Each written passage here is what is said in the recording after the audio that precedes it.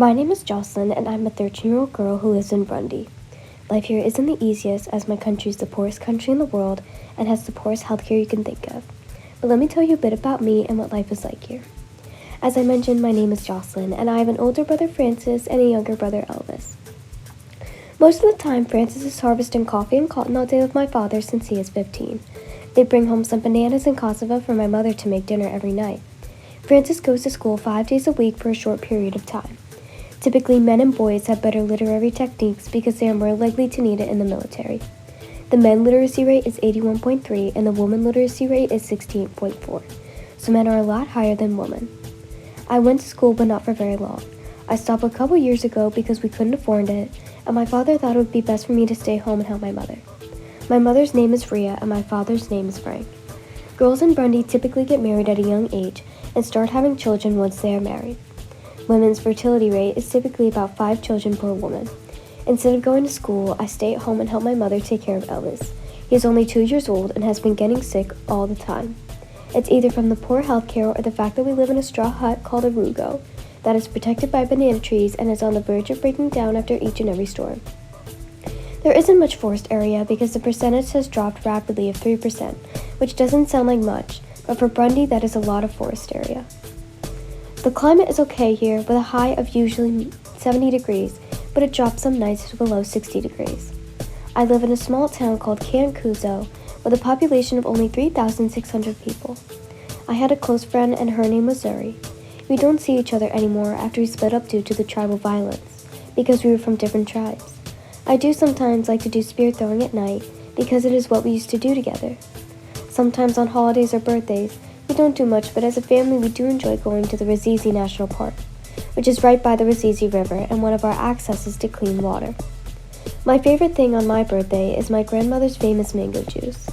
She passed away at the age of 59 a few years ago, but my mom makes the recipe pretty well. People typically don't even live until the age of 55 because the life expectancy is only 55 to 68 years old. Now that we've learned a little bit about me, let me tell you about Burundi's history. Back in 1890 at the Berlin Conference, Germany had colonized Burundi. We struggled for decades to fight back and claim our country, but in 1962 on July 1st we gained independence from Germany and got our official name Burundi.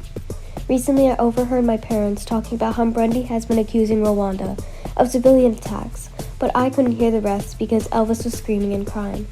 Everybody was thrilled that the Germans no longer had control, but then more wars and conflicts broke out between the Hutu and Tutsi ethnic tribes.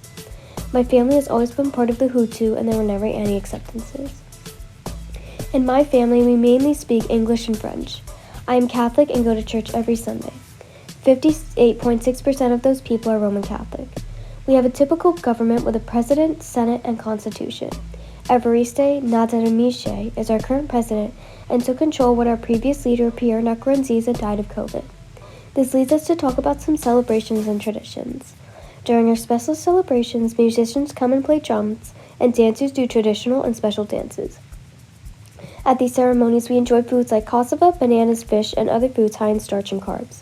Some women at many times do many basket weavings. Our traditional clothing is a colorful cloth that gets wrapped around our bodies known as a pog. The main issue going on in Burundi is healthcare. The poor healthcare has caused most of the deaths in infants and children. Many families have countless children all the time, so there are many young children needing care. Diseases, bacteria, and viruses are infecting children, causing their deaths. Many cases of mpox have been reported in children, and infants are breeding influenza, causing dehydration. Others pass away from parasites and diseases such as malaria and measles. Burundians are worried that Ebola may cross over from Guinea and spread through the countries and eventually reach Burundi, because there have been many reported deaths from it. We only have a per capita income of $900, which is barely anything compared to the US, so we would struggle to save people if they were ill. The only healthcare we have are medical pyramids. These pyramids have levels, and your reputation and rank determines which level you go to. The higher the levels, the better the healthcare. The levels are for locals, communities, families, centrals, and intermediates. These pyramids are limited, but they are a small solution to helping the major problem in Burundi. To conclude, there are many problems in Burundi, and slowly but surely we are finding solutions. I hope you come to visit Burundi one day and see the hidden beauties within and many reasons why I love and cherish my home. Thank you for listening, but I have to go. Elvis is crying once again.